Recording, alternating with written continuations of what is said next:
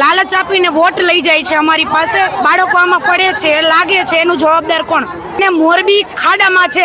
નમસ્કાર મિત્રો, સ્વાગત છે તમારું મોરબી અપડેટમાં. હું છું વિપુલ પ્રજાપતિ. મોરબીના લોકો જે છે કોઈના કોઈ બાબતે જે છે હવે રોડ ઉપર રસ્તા ઉપર આવતા થયા છે. ગઈકાલે ચિત્રકૂટ સોસાયટીના જે મહિલાઓ જે છે તે રોડ ઉપર આવ્યા બાદ આજે જે મોરબીની જે નાની કેનાલ રોડ છે તે નાની કેનાલ રોડની અવધ શ્રીકુંજ સહિતની સોસાયટીના જે લોકો જે છે તે રસ્તા ઉપર આવે છે અને રસ્તો જે છે તે ચક્કાજામ કર્યો છે. જે કન્યા છાત્રાલયવાળો રસ્તો છે તે ચક્કાજામ કરેલો છે. ત્યારે આ અંગે બહેનો સાથે જ વાતચીત કરીશું.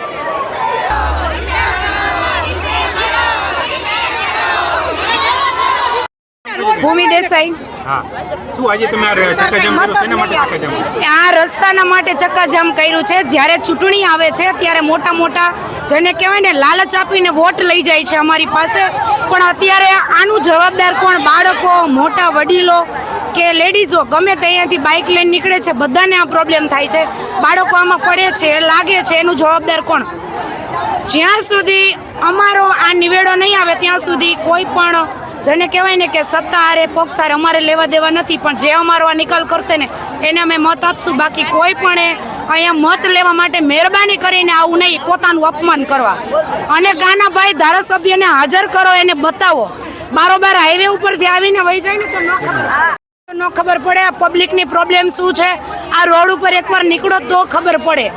બાકી ગાડીમાં બેસવા વાળાને આનો પ્રોબ્લેમ ક્યારેય નહીં સમજાય.